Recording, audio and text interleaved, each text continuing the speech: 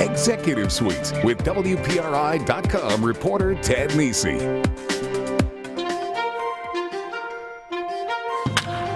Take me out to Pawtucket.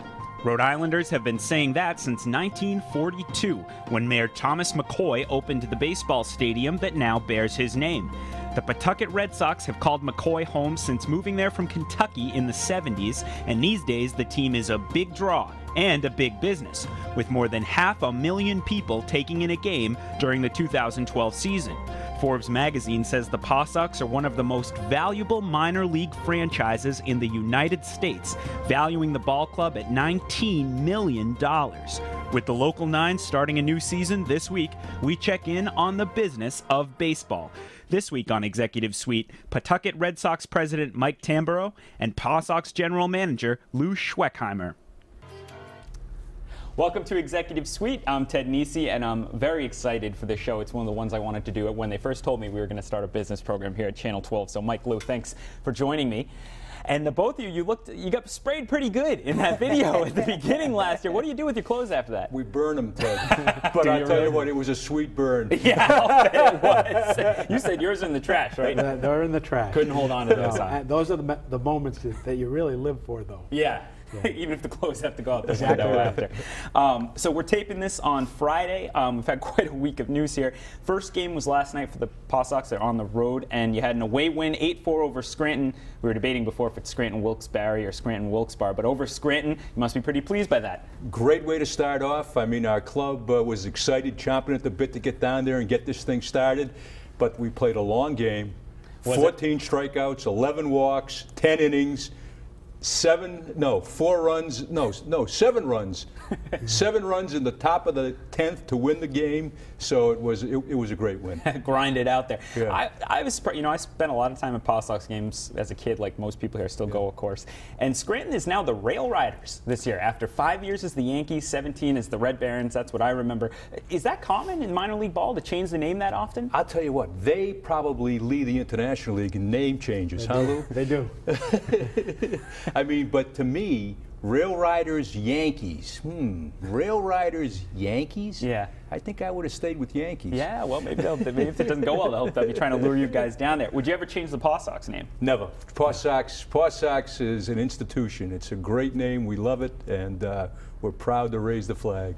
Lou, turning to you, when's the first home game, and what are your big plans to kick off this season here, 2013? Well, as you know, Ted, and we appreciate you coming to McCoy, by the way. Thank you very much for that.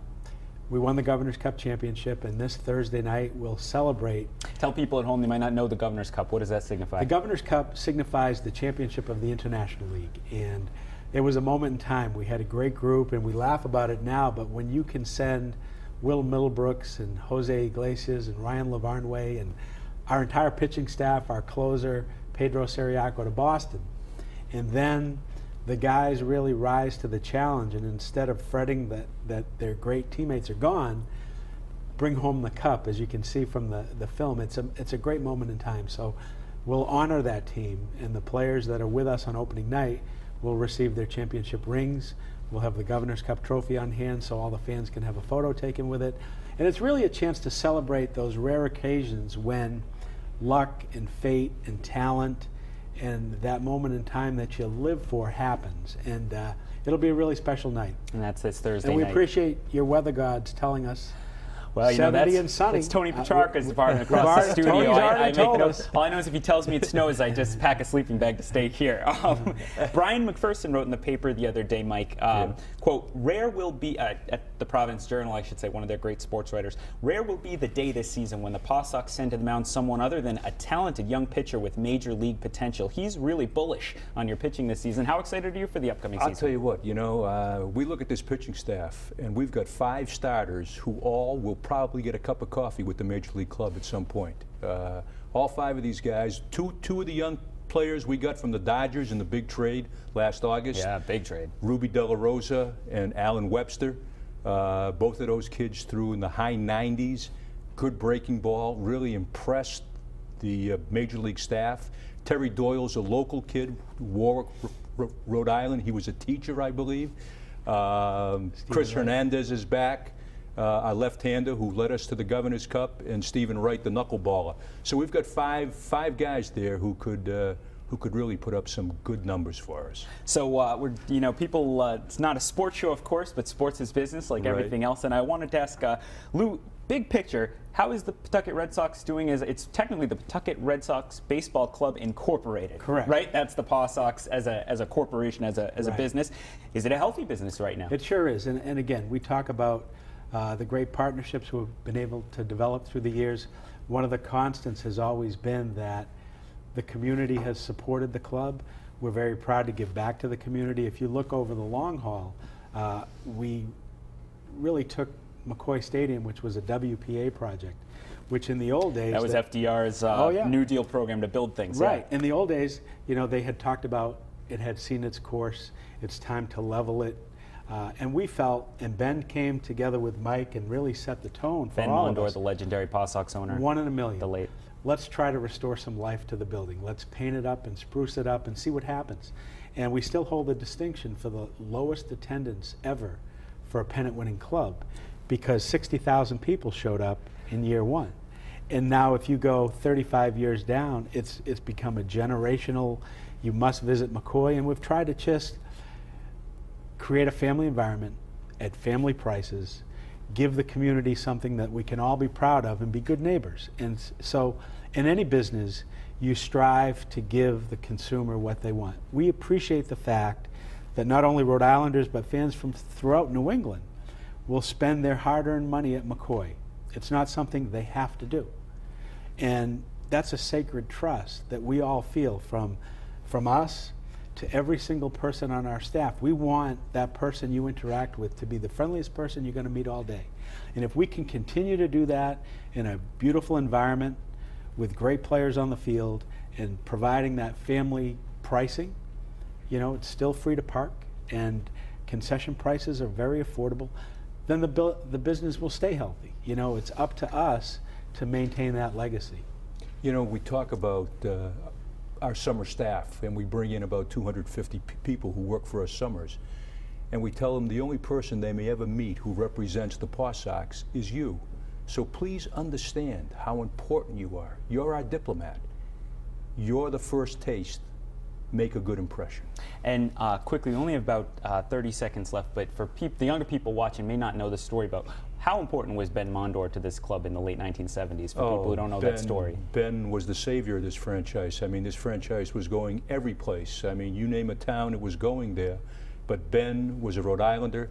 He wanted to keep it here. Chet Nichols brought Ben into this area, into this organization, and Ben cared deeply about restoring the stadium, saving baseball for this state so that families can enjoy this great game. And you two, I believe, have been in this organization working together since 1979. I had hair when we started. I didn't. So you certainly know it about as well. Has it been tough with Ben Mondor passed on and gone? You know what? It's always tough when you lose somebody who was very special to you. But this organization, thank God, has grown year by year with Ben, and now without Ben. It's our challenge to continue making this operation grow. And it's still owned by the Mondor family, right? It is, yes. Yes, so that continues that legacy. Right. All right, well, we have to take a break. When we come back, we'll get into attendance trends and whether they're a little bummed that Jackie Bradley won't be coming down to Pawtucket, but we'll see that they take the company line. Stick with us on Executive Suite.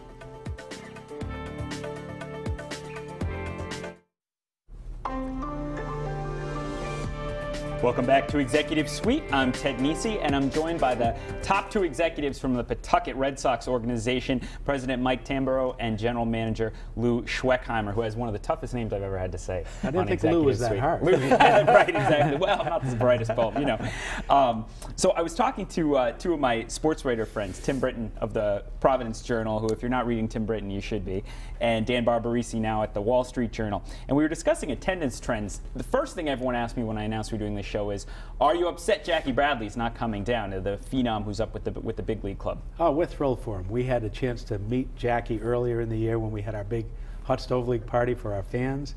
And what an engaging young guy. He's a great kid. He's like your little brother. Everybody pulls for him. He has that unbridled enthusiasm and passion loves people, loves interacting with fans. First thing he said to us, you know, if I come, I'd love to be able to get out into the schools and talk to the kids about what's important, about nutrition, about staying active, staying healthy, studying. He offered that, I mean, 10 minutes into our first conversation. That's what you want, right? Right. And so when you look at that caliber kid and then you watch him take the field at Yankee Stadium on opening day, your heart leaps out of your chest because, in a sense, he's another one of those Paw Sox kids that has thrived. And our fans are very special because, unlike a lot of cities, they want to see our players succeed, and they want to be able to say, hey, I saw Nomar before anybody knew who Nomar was. Yeah. And they look at Iglesias now, and they see him do things in batting practice or fielding practice that are extraordinary, and say, I saw the best defensive player we will see in a generation. So there's magic in that.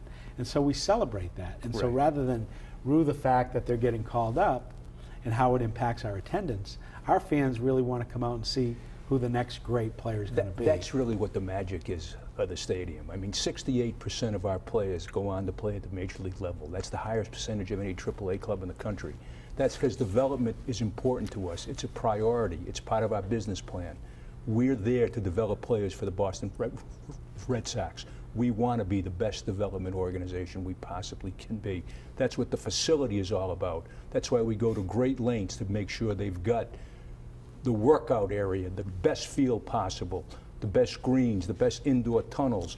Our lighting in the tunnels inside the stadium matches the exact foot candle level at home plate, so that when they're in there warming up, when they go outside, there's no differential. They're getting the same impact. One other player question. Do you think David Ortiz might make an appearance in Pawtucket in his rehab? Well, you know what? David announced he's coming, so it's a question of when. I mean, will he be here Thursday night, Friday? He's coming. It's just a question of what day. So, and we look forward to having him back. And that goes into the questions Tim and Dan, sports writers, were saying to me. How much does attendance change? What drives attendance, I guess, at McCoy is a better way to put it. Is it whether your team is winning? Is it the Boston Red Sox? Is it which players are on the roster right now? Well, I think the core of our attendance is the fact that McCoy Stadium is a family-friendly place. So every year, you know, that you'll have, as we talked about earlier, the Paw Sox each of the last 20 years have finished in the top 5 in attendance in the entire United States. If you take all the major league, minor league teams, we're right there at the peak of our classification. And I think when you have a special talent like David Ortiz, Dustin Pedroia, when a Curt Schilling comes down to pitch on rehab, or Roger Clemens, naturally there's an interest peak because the greater Boston market wants to see that guy back. But all in all, weather is a huge factor. Wins and losses less so, and people are surprised by that. But what we've always said is, please don't judge us on wins and losses, because our job is to get players to win at the next level. Judge us on the family experience and how good a time you have. And that really is the driver. And so when you look at, we're talking about the investment we make. We've spent an enormous amount of money this past year redoing the field for the players. And when Ben Cherington says, that Pawtucket team we're building today, these core stars we're building are the real core of the next great championship team for the Boston Red Sox. That's our goal, so that these guys are out there in an environment that our fans can see up close and personal. You can talk to the Paw Sox players. You can get an autograph. You can meet them after the game. You can run the bases on Sunday. Right. Be part of the field and take ownership of that field. That's the magic, and that's really what drives people to come to the ballpark. And you know, we have 4 free clinics on Saturdays, 1 a month beginning in May, where the kids can go on the field with the players, get tips. To me, there's no greater thrill than watching those youngsters look up at those players, talk about the game, ask questions, get autographs. It's a special time. And what's amazing, Ted, is that we started these in '77. We have parents, we have kids who are now parents bringing their kids. And last year, for the first time, we had a kid bringing his grandson. Wow. Which is frightening, yeah. But it's wonderful. It's tradition. Yeah. And those are all free. Yeah. And, you know, there's no charge to come. And again, you talk about the business of baseball. Those are the partnerships we develop with our business partners that allow access to the field. We can bring the Right. clinics to you. And any kid, if you don't have a glove, we'll find you a glove. You interact, and when you talk about a father came with a picture of him and Wade Boggs. Yeah. And we showed it to Boggsy when he came. Mike and Wade were inducted into the International League Hall of Fame together last year. We brought out the picture of Boggs as a 23-year-old kid. He said, "Man, I've aged, haven't I?" Haven't we all? Yeah. What attendance trends? 10,000 seats at McCoy. How do you guys do a year? You said you're in usually the top 5. I mean, what do you usually see over the course of a season? I tell you what, you'll see again this year for the 10th, 12th, 15th consecutive year, well over 500,000 fans come to McCoy. That win, lose, or draw, good weather, bad weather has been the constant. Is it stable? Has it been stable over the years? Oh yeah, it really has. It's been very consistent. The rock solid consistency of Red Sox Nation, Paw Sox Nation, I think has been a testament to how the fans really appreciate coming out to McCoy. And I think one of the things that the business has allowed us to do is to continue to attract other great events to the ballpark. And so we'll be announcing a concert soon. We're working with USA Baseball to return USA Baseball to McCoy. And those are the things when we, spent a considerable amount of time, money, and energy to restore McCoy, it allowed McCoy to then get into the national and international scope. So you got to see USA Baseball with Mark Teixeira and Mark Pryor and Xavier Nady play the Chinese Taipei team that was going to the Olympics. We've been able to see Bob Dylan and Willie Nelson and the Dropkick Murphys come to McCoy. Yeah. And all those events, like the high school playoffs and the football games that we host, are designed to really enhance the quality of life for all of us in Rhode Island, and at a price we can all afford. And we got a special event this season. We're bringing the Newtown High School team in to play Tolman High on April 20th. It's $5 a ticket. The donations, all the proceeds will go to the Newtown kids, families, from that great tragedy. So I invite and encourage people who are listening today to come on out to the stadium on that day and see this. That'll be an emotional night. It really will be. We have to take another break. When we come back, more on the business of baseball and what this season holds for the Pawtucket Red Sox. Stick with us on Executive Suite.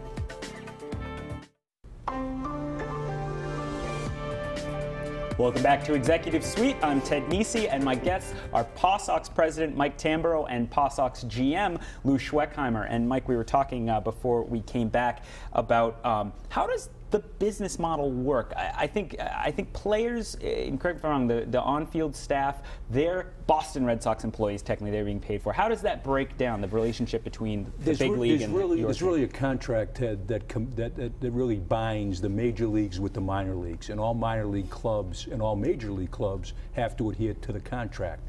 Basically, we run an independent operation. Okay, the players are owned by the major league club.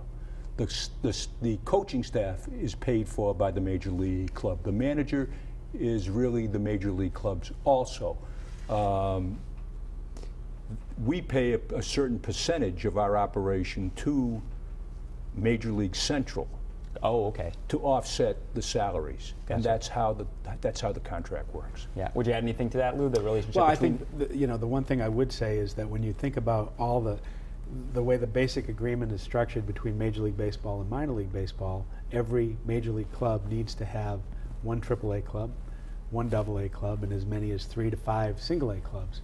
And our relationship with the Boston Red Sox has really become family in that it's a handshake. And if you go back in our 35 years together as running the AAA club, we've seen great players come through, and the Red Sox today, the commitment to player development, the commitment to building a strong farm system is just great for Paw Sox fans, because they know that this commitment is second to none. And so when you see a Ryan Lavarnway, who led the NCAA in home runs, who was an All-American at Yale, who hits 35 home runs 2 years ago, and then is a part of this championship team, and you know that in short order he'll be part of the next great Red Sox team. That really, you can count 100 players in the last several years that have come through McCoy, and it signifies that it's one of the great relationships in all of baseball and what a lot of other organizations aspire to be. And really, Mr. Yawkey was ahead of his time. How so? He really was the first one that took the Louisville club, moved it here, and wanted a AAA club in the proximity of his major league club. I was going to say very close together, Fenway. 45 miles, yeah. Right. And then clubhouse to clubhouse. If you look at the industry now, what in the early days people said we would never succeed. Exactly. Because the proximity to, why would you go to a AAA game when you can go to the major league club 40 miles away? Well, now that's served as a model. So Toledo is now 40 miles from Detroit. Right. And all of the other partnerships, the Yankees and Scranton, Lehigh Valley and the Phillies, the Orioles and Norfolk. You know, that geographic proximity, the scouts could be there in the ballpark. We had a player, Carlos Quintana, Oh yeah, great playing story. right field. We get a call from Lou Gorman saying Dwight Evans has a stiff back. We're playing a doubleheader at 6 o'clock. Yeah. Quintana's in right field. Lou calls Mike and says, get Quintana here for 7 o'clock. He's starting. Wow. We stop the game. Quintana runs in off the field thinking he's been traded. We get him to Fenway inside of an hour, and to our knowledge is the only player in baseball history to start a AAA club in a major league game an hour apart in 2 separate cities. Same uniform, just changed caps. Nice. That's efficient right there. Quickly, the McCoy Stadium itself is owned by Pawtucket. You alluded earlier, Mayor McCoy. It's quite a story. People should Google it about Mayor Thomas McCoy building McCoy in the 1930s and 40s. But it's the state helps with infrastructure repairs there. Governor Chafee's budget suggests $4 million in the coming years. What sort of infrastructure repairs is McCoy looking to need in the next few years? First of all, the city owns it. They lease it to the state. The capital improvements to the infrastructure. So it could be roofing, it could be concrete repair, it could be structural problems. So it's just the actual structural piece itself. The physical building. The physical plant. We take care of the things like seating, the field, the scoreboards. So it's been a great partnership with the state. We've been at it for 15 years. And it's good. You find it's good for Pawtucket, right, to be there? Oh, it's great. It's great. It's great for the city. I know the city embraces this ball club. The state embraces this ball club, and we're very, very fortunate. Okay, well, we're out of time now. I want to thank Mike Tamburro and Lou Schwechheimer for joining me opening day at McCoy Stadium this coming Thursday, April 11th. They'll celebrate winning the Cup, and they'll have hopefully a good season. We'll see how these arms do that Brian McPherson's so excited about the Journal. Thank you both for joining me. Thanks for having us. If you want to catch up on the show, if you missed this episode or any other episode, you can catch them all on our website, WPRI.com. And have a good baseball season. We'll see you next week on Executive Suite.